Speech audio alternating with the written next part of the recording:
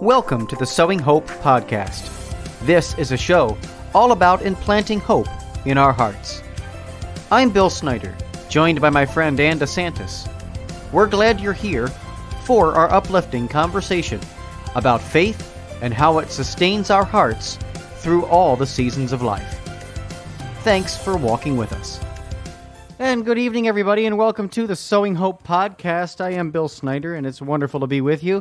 If St. Joseph's Eve is a thing, folks, we are here on St. Joseph's Eve in the year of St. Joseph. So it is wonderful to be with you this evening. And as always, I am joined by my co-host and good friend, Ann DeSantis. How are you this evening, Ann? Awesome, Bill. Great to be here. Yeah, I don't know if St. Joseph comes down a chimney tonight or what the deal is. I mean, this is one of those amazing years when it's the year of St. Joseph and we're on the eve of St. Joseph. So I'm looking forward to having a great conversation with our good friend Ray Haywood as well. Yeah, I love how you said that. The eve of St. Joseph. Is he going to come down the chimney? Yeah, right. No, we have so much great stuff to talk about. We have an amazing guest who's a extremely good friend of yours and of mine and of this ministry. And he's been a guest here on the show and on your other podcast and also on Journeys in Faith coming up too. Ray Haywood is a devoted husband to his wife, Natalie. They've been married for the past 32 years. Together, they intentionally raised two faith-filled sons, Nicholas and Frank, within the foundation of faith and the Sacraments.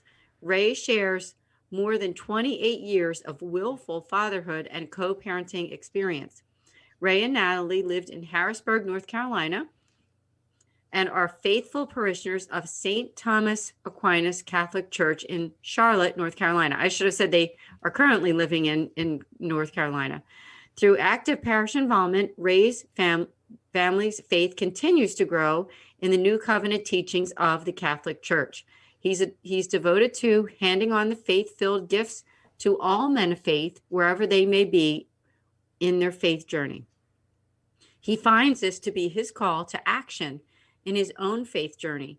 He's one of the founding members of the Fraternity of St. Joseph Men's Group that had their inaugural meeting on November 2nd, 2019.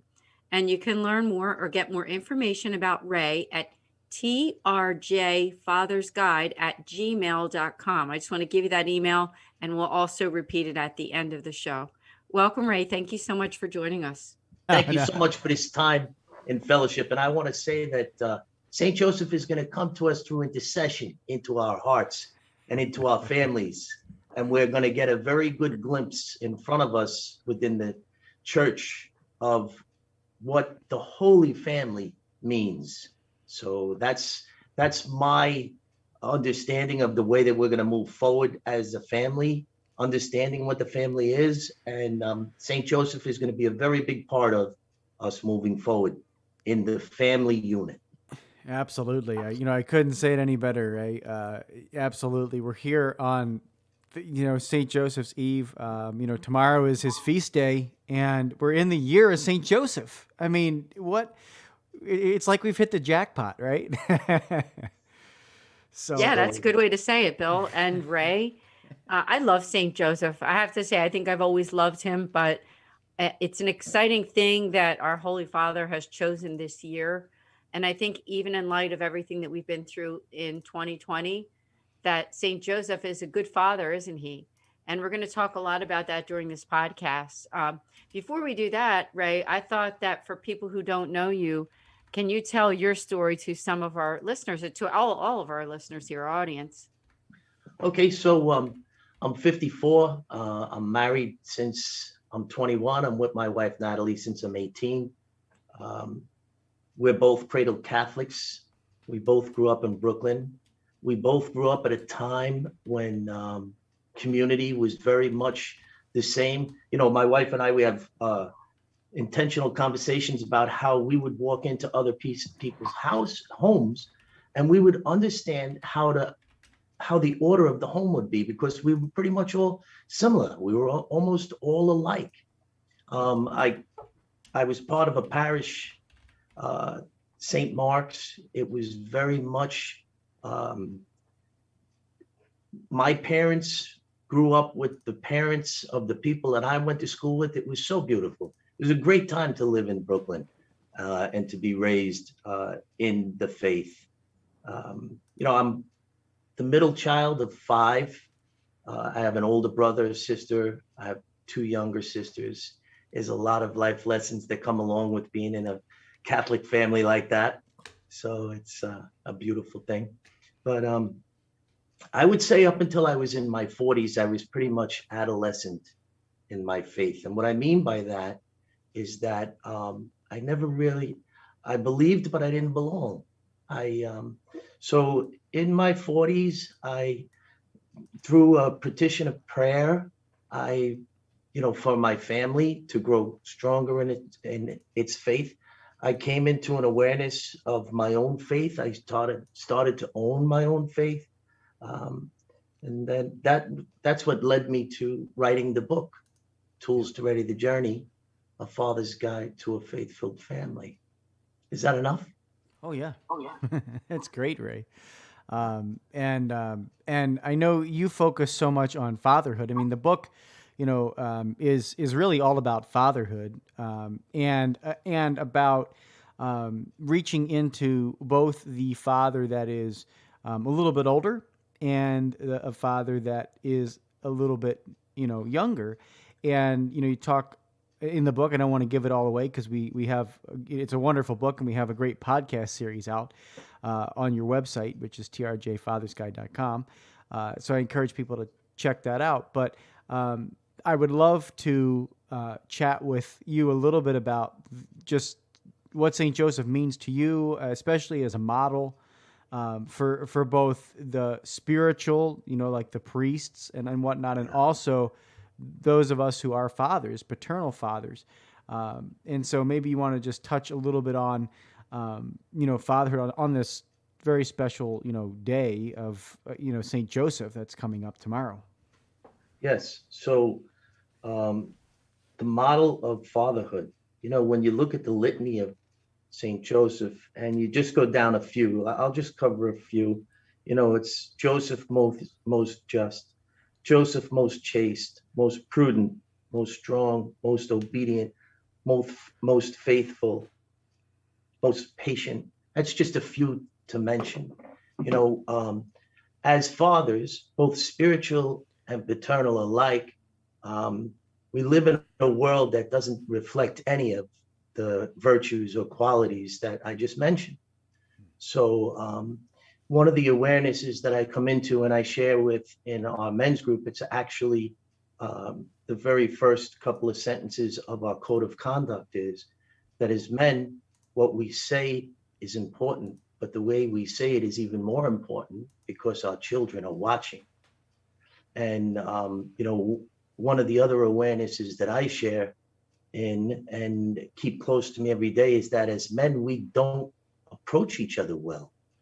And we really need to recognize that we need to approach each other better. I've shared with Bill in other conversations how, in the four walls of our homes as men, we very much act a certain way. We reflect well. But as soon as we go out into our public square, we start to mirror. And I say public square a lot, and I just want to give people an image of what the public square is when I say it. When towns were built, they built the church, and then outside of the church would be the square, and that would be the public square that the town would then assemble around. So when we go out into our public square, we should look at it as the front yard of our churches, where we meet each other. And if we have that type of awareness in our approach to whatever we do, we pull into a gas station, we go into the post office, all of these things, or just how about entering and exiting a highway? Let's think about that. When we get frustrated with so many things, when you're frustrated with that person, say a prayer for them instead of, maybe having choice words for them. Perfectly stated. I love that idea of public square because that's where I think what my mind goes to is that's the definition of hypocrisy, is when we act one way at home or in the church, and then we walk out into that public square and we become this different person, unvirtuous, person who doesn't live that life of faith. Yes. And in my opinion, at least that's what I'm hearing from you, is that the getting from the point A to the point B in our lives of faith is making that the heart of who you are in Christ all the time. Yes. Right? Not just when you're at home with your wife and your kids sitting at the dinner table, or when you're at mass inside the walls of the church after mass with the people in the narthex of the church. Yes. It's got to be after you get outside of that church, outside of that home. How are you going to act and behave and be? Who are you? Right. And so I think that's what St. Joseph is all about. He's a true father. And I know you're going to talk about that. Now, people might say something like, well, they don't say too much about him in the Bible. Mm-hmm. Okay, whether that's true or false, and I know that they don't say very much about him, is that the hard fact is that he was the foster father of our Savior. So whatever facts that might be there in the Bible, it's still, we have to look at that, the idea and the truth of that matter, right? I mean, yes. Say more about this, because, people might be thinking what I'm thinking, and they want to know there's not that much about him, but why should we emulate him? And where is there some kind of, quote, evidence of who he was as a human and as a man? There was no recorded words of St. Joseph, none. And, when you think of a just man, my father came from the silent generation. So for a man like my father, the only way you got to know him was to see his character over time. And St. Joseph, very much in the life of the church, is very much like my own father, where the only way you could get to know St. Joseph is over his example, his obedience. That book I spoke about, Tools to Ready the Journey, it's dedicated to St. Joseph. There's so much written about St. Joseph. St. Joseph is very much a part of the way that I feel we are to form as men, to assemble as men, when we look at a young father today, the challenges that young father faces out in the public square, especially in a time in his life when he is in the gathering stage. Bill can relate to some of this, but Bill is well-formed. He's extremely well-formed. Amen. But what about, yes, amen to that, yes. But what about the young man like myself who wasn't well-formed and who wasn't, I was fortunate to grow up in a time when there was family value and moral posture was very much part of society.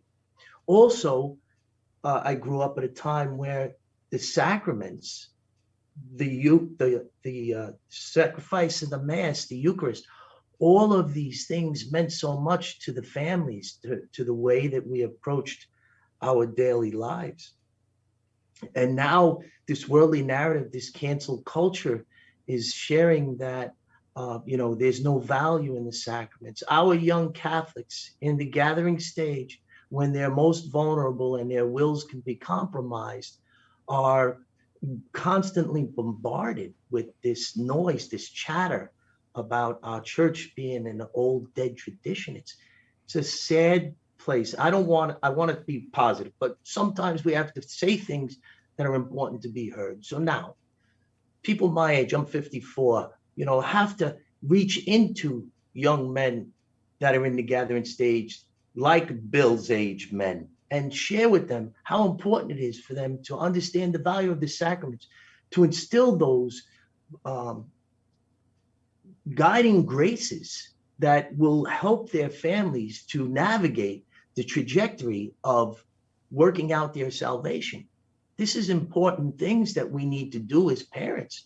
And we also need to recognize that even when our children aren't or if we think our children aren't listening, because at 54, I know our children are always listening, even when we think that they're not. So for the young man, I would want to instill in him, take away from our conversation tonight, when you think your children aren't listening, they are. And you need to be intentional in placing the importance of the sacraments into them. The preparation, the celebration, that makes them understand the value of making good decisions. And that moral posture, that moral compass is instilled and woven into them through the sacraments. Another thing I've said to Bill in the past many times is my mom says, once a Catholic, always a Catholic. You know, if you're instilled with the sacraments, you're a Catholic. There's no such thing as I was. You're Catholic. You have the graces instilled within you. It's a beautiful thing. Yeah. That's good to hear, Bill. Excuse me, Ray, because there are some people who refer to themselves as, quote, fallen away Catholics, or that they've walked away and they're attending some other church, or that they don't go to church anymore. But, God's calling them back, isn't he? He's calling them back. So if you're listening to this podcast right now and you're thinking, wow, it all sounds great, but I don't know if I'm ready, this might be your day. This might be the day that you turn around and you say, I think I'll give it a try. And I'm going to invite you to reach out to Ray at guide. Father's Guide. fathersguide.com. Because, I have to say this. We've had a lot of guests, and we've had amazing, wonderful guests every single guest we've had is a friend of mine. But Ray is special in a very unique way, of his way that he cares about people. He cares about evangelizing to a point, not just of trying to make money off of his book, or of somebody saying, oh, I know Ray's a famous Catholic author, whatever. He's not about that at all. I'm just saying it the way I feel, Ray. I hope you understand that. And Bill, He's not that type of person at all. He is a very, very, I'm trying to find the right word here, and I know what it is. So please give me the right amount of moments here. He can, in other words, he's very unique in that he cares immensely about the individual human, and fathers too. So take him up on his invitation to learn more about what he's doing with this book and his evangelization. Yeah, couldn't say it any better. Couldn't say it any better. And Ray, so you touched on something that Ray is, and that's, very humble. He's an incredibly humble person. Yes. And so that's the one thing that Satan hates the most, because he can't defeat humble people. He just can't. It's impossible. And I would love for you to touch a little bit on that, Ray, because I know, in your challenging, right? Every person can see their missteps. They can see the things that they've done wrong in their life, and in raising their kids, or in their workplace, or whatever that might be.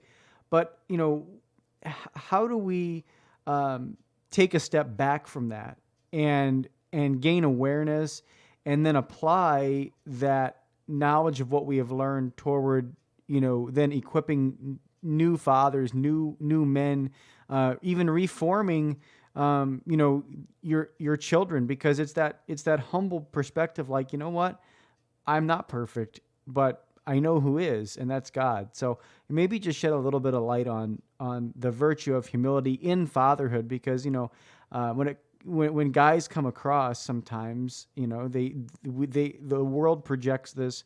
We have to be this alpha, completely, totally, bombastic in some ways, and that's not always the most effective way to reflect your fatherhood. So maybe just touch a little bit on the gift of humility, and then of course in the model of Saint Joseph too, who was ultimately humble.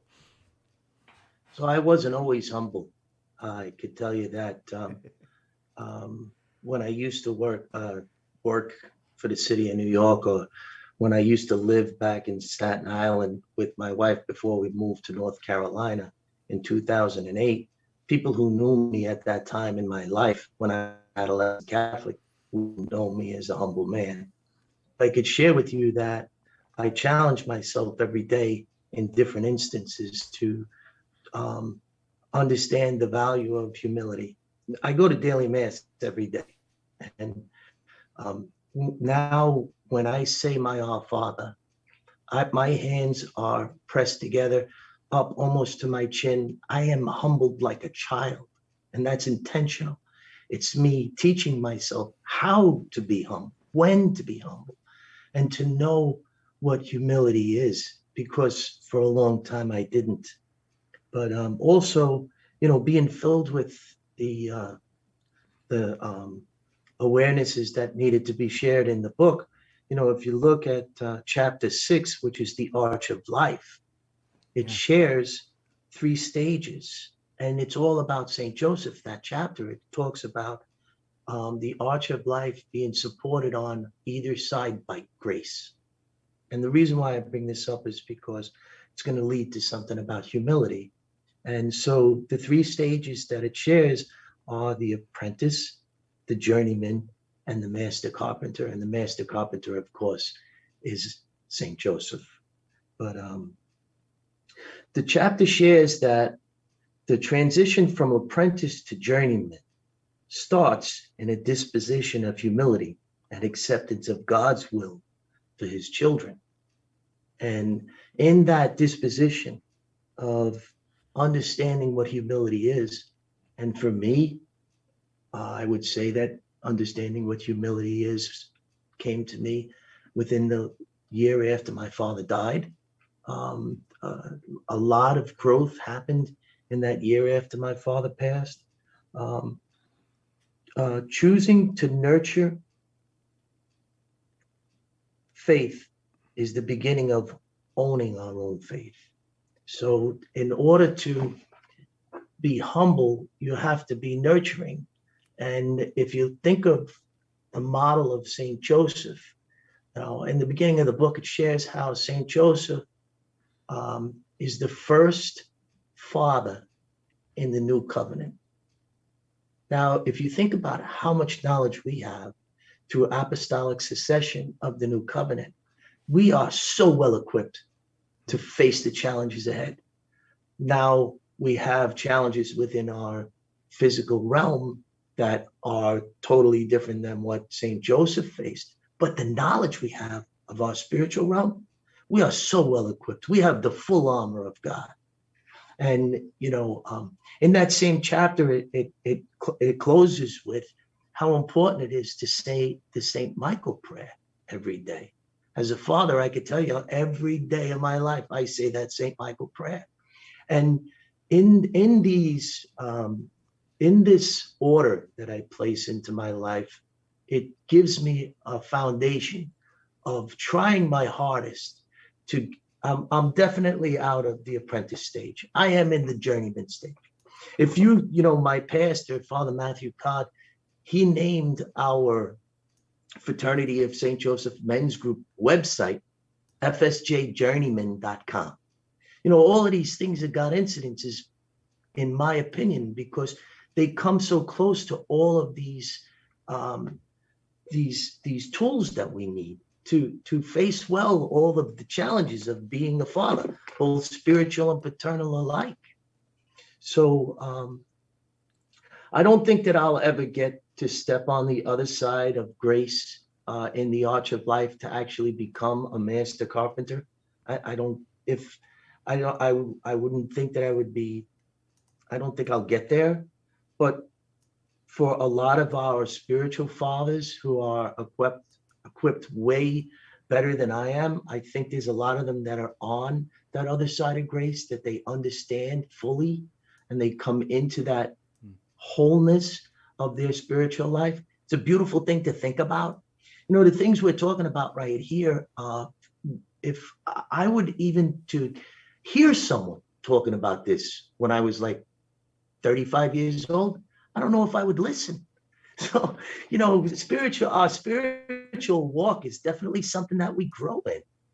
And, just to bring back into view how a young man is in that gathering stage, and how a father who's my age should understand and be aware to that gathering stage and reach into that young man and share with him that he's in that gathering stage and that he needs to understand the importance of the sacraments and forming his family well, and to understand the value of his spirituality. We have the Trinity of Father, Son, Holy Spirit. We have the Trinity of the family, which is mother, father, and child. And we have the Trinity of ourselves, which is spiritual, physical, and mental well-being. If we could have these awarenesses and keep them close to ourselves on a daily basis, then these tools that I reach for often can help us to stay grounded in a faith walk and understand the difference between all the temptation that's out there in our physical lives. Yeah, well said. I thought of one of the words I wanted to say about you that I couldn't find within my vocabulary at the moment was just the sincerity that you have that for your evangelizing. You're not looking to blanketly just evangelize everyone. Is that I know you care about the individual people that are listening to this podcast and your own family and friends. I mean, of course, there's also that blanket, wanting everyone to just kind of get on board and understand it. But I know you have a heart for those individual people. And that's really, I think, a gift that not everybody has, because we all want to be successful, but sometimes we just want to look at a spreadsheet or a piece of paper or something that says, yeah, you did good enough. You have these many followers or this much of your book sold. But to have that care for the individual people, right, and their souls. And like you said, those fathers that are in that gathering stage. Now, I know that there's the gathering stage of the physical, right? The physical assets and providing for your family and some, for food and shelter and everything. But you're talking about also the gathering stage, even for the spirituality part of it, right? Absolutely. And how many fathers don't think of the gathering stage as including the spirituality and the faith of your wife and kids? I wondered if you could talk about that, because you care so deeply about your own wife and your two boys that you have and have done a good job evangelizing with them. And like you said, you came into a deeper faith a little later in life. Two things I'd like to ask you is to reflect on that. But you mentioned your dad too. And I've heard that story before. I thought it was so beautiful how you, when your father passed away, you realized so many things. Could you talk a little bit about that too?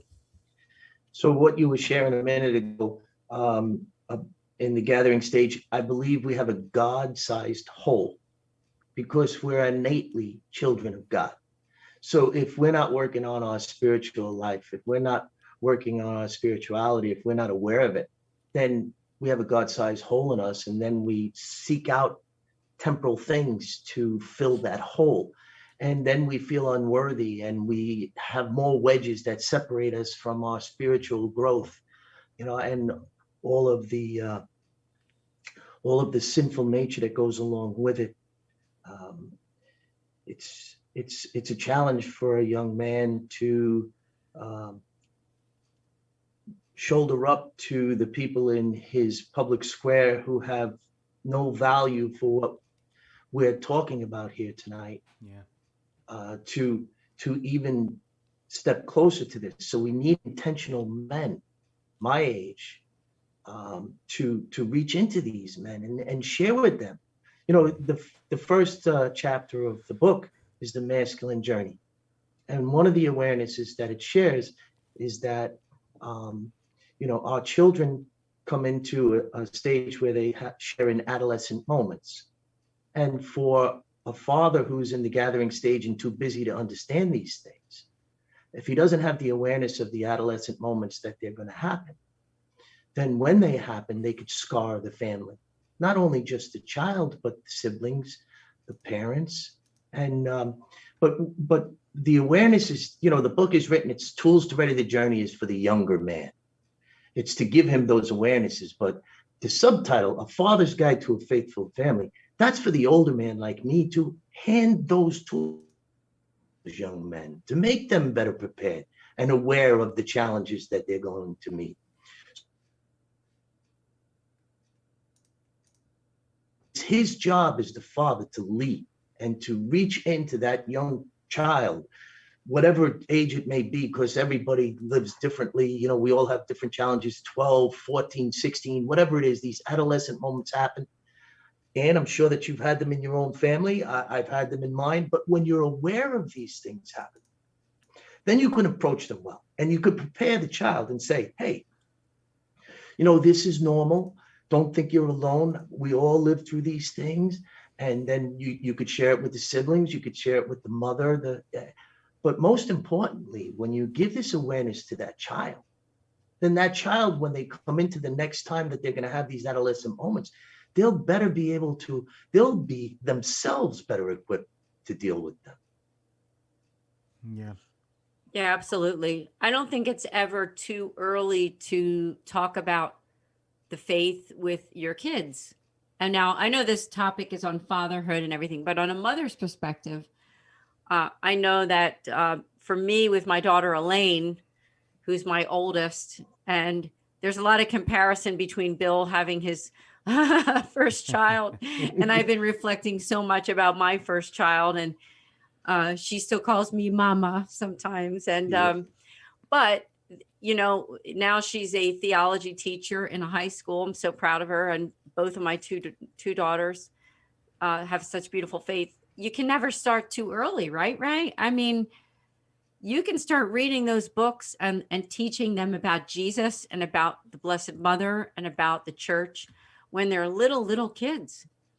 Yes. So that by the time they're 2 years old, they know who Jesus already is, right? I mean, I think that makes a big difference for when you're raising kids on a spiritual level in that gathering stage.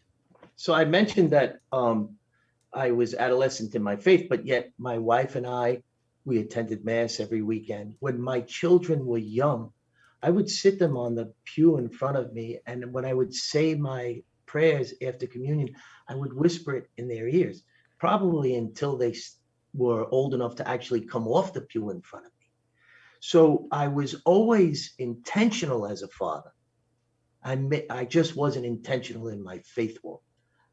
But I also believe that all the experiences that I lived through led me to, you know, being able to share. I needed to experience all those things in order to have the awarenesses to share in the book. And, you know, it's just God's hand was always in my life. It's a beautiful thing to look back on. You know, now I say it as I look behind me and I can connect the dots like they're the beads on my rosary. It's a beautiful thing. It really is. Can we talk a little bit more also about St. Joseph himself? Because I know there's people listening and thinking, Ray has such an appreciation for St. Joseph. When did that come about for you? When did you was there a sudden moment that you realized that St. Joseph had something to do with your faith journey? Because some people put, you know, the Blessed Mother and St. Joseph kind of aside and say, I'm going to focus only on Jesus or on going to mass or church, but I'm not going to really think that much about the saints, especially St. Joseph, because, you know, like we said, there's not that much in scripture about him, but he is the foster father of Jesus Christ, and he had an impact on his life, and he's a model of fatherhood for us. Yes. So St. Joseph is the way that you need to experience him over time to see his character in order to understand what St. Joseph is. That's the same way that it happened for me. You know, a lot of people are coming into the awareness of St. Joseph here in the year of St. Joseph. But for me, I always had this need to reach into these young people and make them aware of the value of the sacraments that they were stepping away from and how it guides their families. So back in, I think it was November of 2016, I woke up to this awareness that I wanted to share about St. Joseph devotional meetings.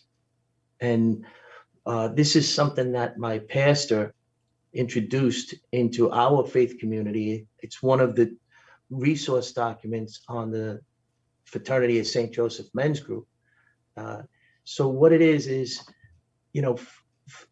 for me, when I was in my teens, I stepped away from the faith, and then I met my wife, and Natalie and I decided we were going to get married. So what brought me back to my faith was the preparation of the sacrament of marriage. So I went to pre-Cana. But now our young people, they don't get married young anymore.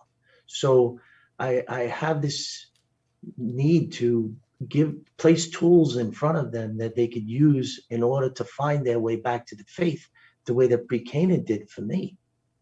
So I went to, there's a whole lot to it, but long story short, one of the resources now that it's in my parish, my STA parish family, I like to say that, it's my family, my STA, NC Catholic Strong, I'm all about my faith family.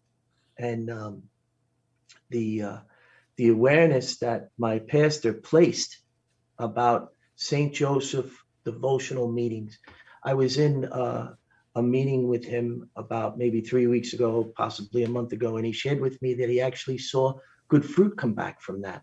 So what a St. Joseph devotional meeting is a way for someone to call the office when they need to speak to the priest, and they don't have to say anything about the situation that is going on in their home that would prevent them from making the call.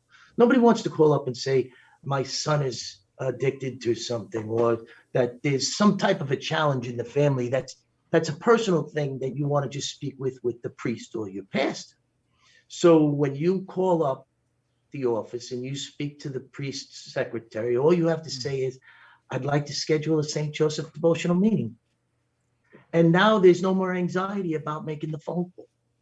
So that is beautiful. Oh, I love that. That will work so well. And how has it worked so far? Like, has it been implemented for a while? So there's a lot going on with the Fraternity of St. Joseph Men's Group.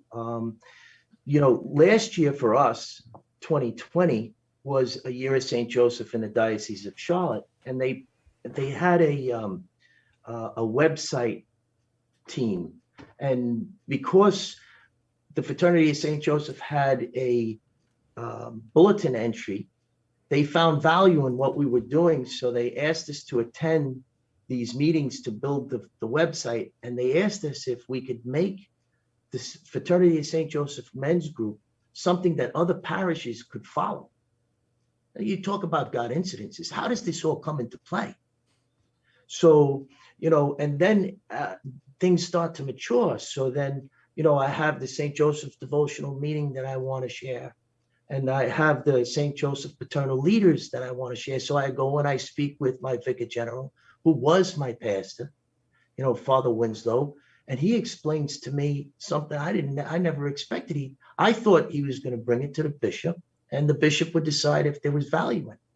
But what he told me was that, through the Association of Lay Faithful, that I was to go back to my pastor, present this to him, and see if he found value in it. But not only that, he said he felt as though the vehicle to present this into our faith community, your community, Bill's community, the people listening's community, was through the Fraternity of St. Joseph, that already was asked for us to place in a way that other people can follow. It's just amazing how this is all playing out. Yeah, it really is amazing. Mm-hmm. I absolutely love the work that you're doing. I love your book. Of course, we'll talk more about that again at the end, and invite people to go and purchase your book and learn more about you, and not just about you, but about faith, right? I mean, enriching their faith. So if there's somebody listening right now, and we do get some listeners that are away from their faith, and they need that boost. Now, tomorrow's the Feast of St. Joseph. Would you have any suggestions for them to get back on board and having the desire? Because doesn't it really start with this desire? Because if we don't have a desire for faith or growing or being closer to God or following in his ways, or being part of the Catholic Church, then it doesn't happen. How do they develop that desire? We all want the same thing. We want love. And every one of us want to share in love. And the only way to share in love is through joy, and if you were to ask me the best way, I would think that just find your way back to understanding that you have a God-sized hole if you're not working on your spirituality.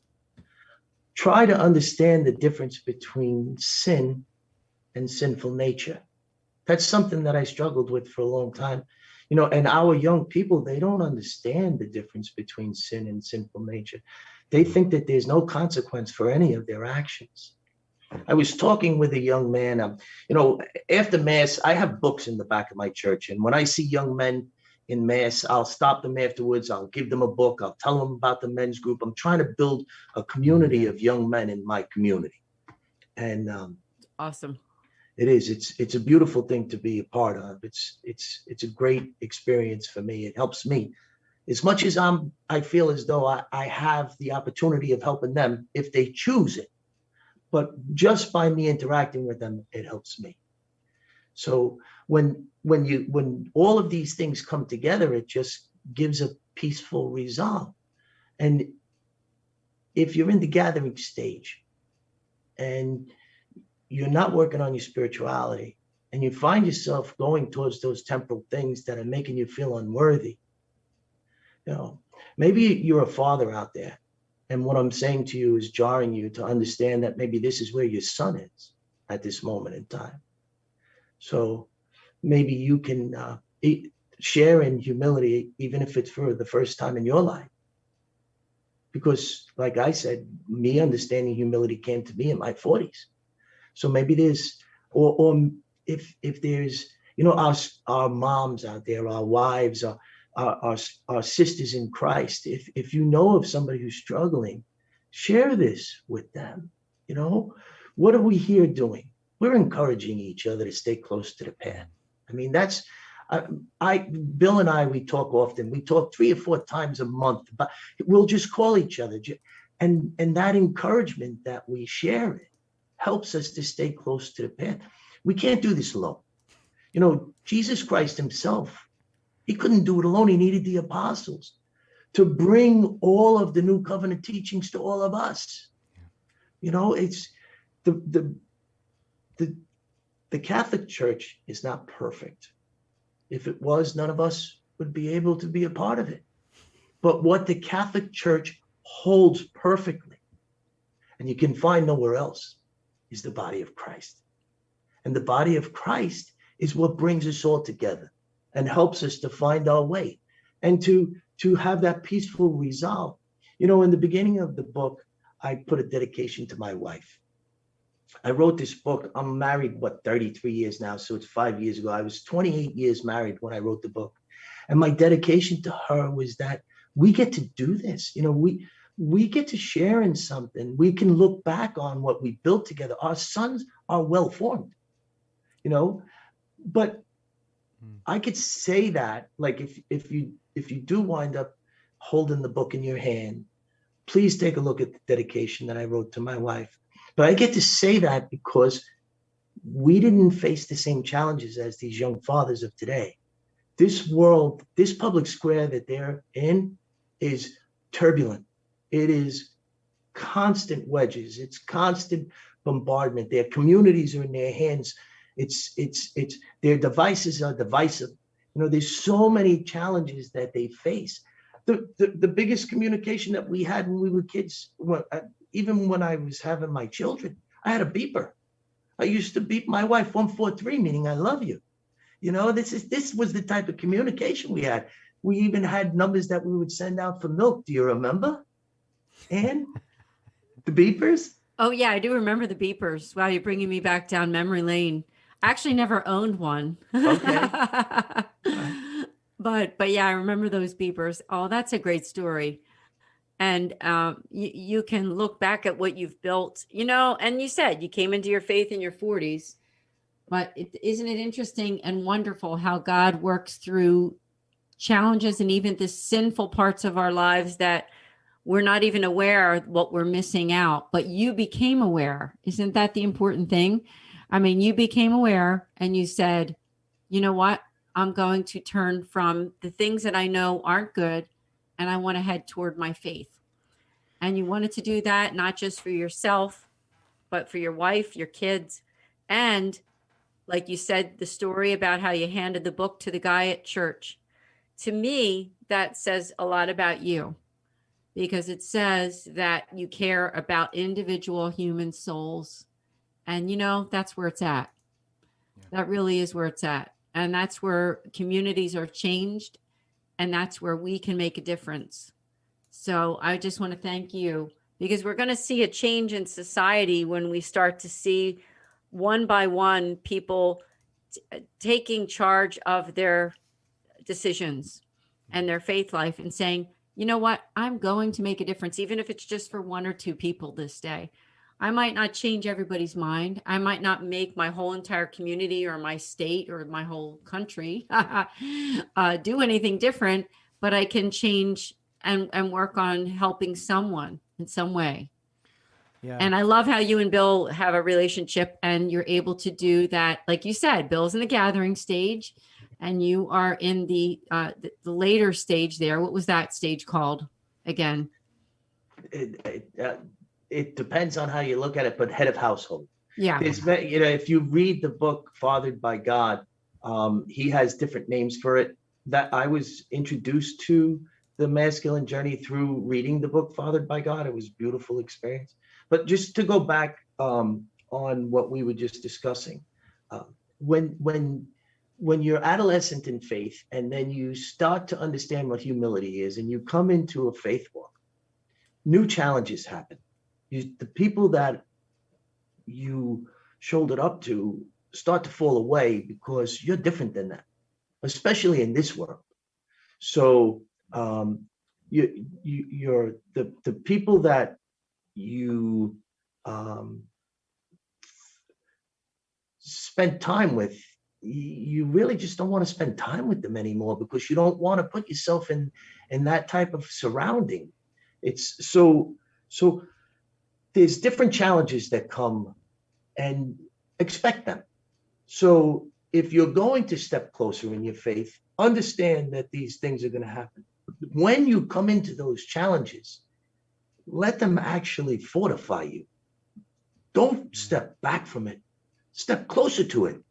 Because as you step closer, then men like myself or like Bill or like Ann's husband are going to step closer to you, and they're going to recognize who you are. They're going to see you for who you are, going to see you. People, when you have a faithful, we could be convicted by our peers as being Catholics. You can't deny who we are. We love our faith of NC Catholic Strong. My faith family is so important to me. I'd do anything for them, and those young men, and making them prepare well, the next generation of Catholics. It's so important for us.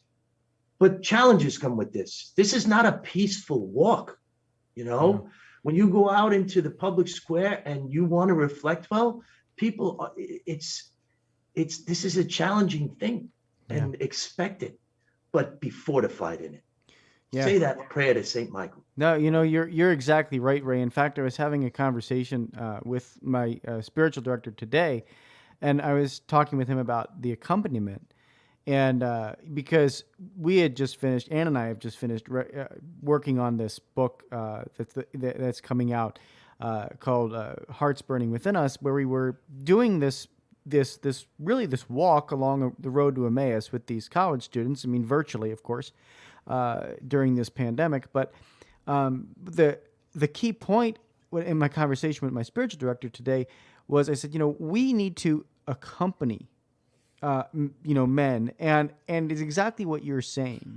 We need to accompany, and we need to surround them with community, because, as you've said throughout the podcast tonight, the challenges that you dealt with as a young father are no longer the challenges that I'm going to be dealing with as a young father. These things are not the same. The world is not the same. I mean, come on, people. If you haven't realized that in the last year, you really need to examine your life, because the world has changed and shifted so very much, even in the last year. And so the accompaniment piece is such an important thing. And you do a wonderful job of that, Ray. I mean, you just do a great job, but it's about walking with these young men and saying, you know what, I'm here for you. I'm here with you. I'm not giving up on you. And when you have a question or when you fall, you know that I can be there for you, and this community is there for you. And that's the strength of the Catholic Church. It is a band of brothers. It is not, there cannot be lone wolves. Lone wolves, they don't work out so great, especially in our society. We need to be part of this community. We need to be part of this faith. And, I really think, and, we've talked about it a lot here, but the model of Saint Joseph, as the steady leadership role in his family, leading, when you think about St. Joseph, right? When you really think about it deep in your heart, like this guy said no words. Something my wife would love about me if I said no words ever. But no, he was so steady. I mean, he listened to the voice of God through series of dreams.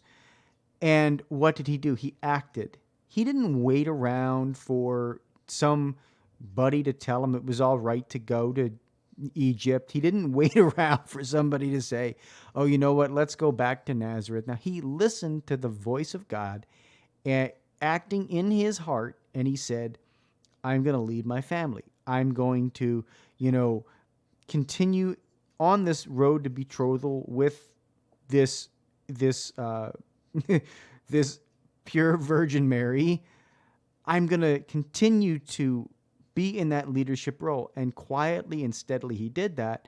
And really he accompanied his family. He walked with them through every storm. And so I just think the work you're doing is so crucial, Ray. And it's wonderful to have you on today's episode as we, go to celebrate this wonderful feast of St. Joseph tomorrow. Because I think all fathers, and maybe you want to challenge fathers to really get involved tomorrow on St. Joseph's Day. It's a Friday in Lent as well tomorrow. So maybe just leave us with a challenge about, how we can really take the mission and the spirituality of who St. Joseph is and honor that by living our lives accordingly. So our children are growing in a society of instant gratification. We could learn from the model of St. Joseph in how character is seen over time. And as fathers, we need to be able to understand what the measure in which we measure means. I'm very intentional. My sons know a lot of times as they're living through challenges, I will share with them to a point, and then they'll get to that point and I'll share with them more. And this is intentional because just the same way that my Heavenly Father has given me my faith over a period of time in the measure in which he knew he needed to measure out to me, we as fathers need to do the same for our families. We need to place measure and intent into all that we do in our families. We need to recognize and understand objectively, without emotion, how this world is taking a hold of our children, and reflect well within a characteristic of the knowledge of the way that St. Joseph led the Holy Family. Isn't that a beautiful way of thinking about it? Right now, my pastor, Father Matthew Cott, he's new to our parish, a couple of years, but he is a model of St. Joseph to me. He is somebody who's so strong, but yet when he walks down the aisle, it's like he's floating. His hands are so steady when he turns the pages of the books, and anything that he does is with proper measure. And he's a younger man. It's a beautiful thing to see. Anything that he does, I describe him as a just man. And the only way that you get to know Father Matthew is over time to watch his character be played out. And he's not part of this world. And it's a beautiful thing to watch and to see. That's an example. I've learned from his example and I've grown from it. So in summary, in this instant gratification world, understand that character is seen over time. Beautiful. Oh, that is beautiful. And I think one last comment, if I could make, because I think this is an important aspect of being a parent, not just a father, but also of a mother. When you're talking about that instant gratification, so many parents these days are afraid of that 2-letter word, which is no, right? We can't be afraid. And my daughter said this to me, actually. She's so glad that mom wasn't afraid to say no when all the other parents said yes, right? And I think it makes a difference that when you really reflect on that, it's better to hold back with your kids a little bit more than let them do, quote, whatever they want, because you care about them and you care about their spirituality and you care about who they hang around with and you care about their safety too, right? It's not just about spirituality. It's about their safety. So the best gift I could say, give parents out there, don't be afraid to say no. And don't be afraid to say no all the way through, at least through high school, all the way till the end. Because you know what? They're going to thank you. My 2 girls, they thank me all the time that I wasn't one of those parents that just said, go do it. You're allowed to do whatever you want. Mm-hmm. It makes a difference. But Ray, thank you so much for all that you've reflected on during this podcast. Thank you for this time and fellowship. Absolutely. Ray, it's always great, and you always have an open invitation anytime to come back on Patchwork Heart Radio. But until next time, folks, I do encourage you to visit Ray's website, trjfathersguide.com. And as always, keep beating to your Catholic hearts and sowing hope into those broken hearts. Enjoy the Feast of St. Joseph tomorrow. Thanks for listening to this episode of Sowing Hope on Patchwork Heart Radio. For more information about this podcast and our ministries, visit our websites, patchworkheart.org and andesantis.com. You can also follow and interact with us on Twitter at PWH Ministry or Andy Santis 2.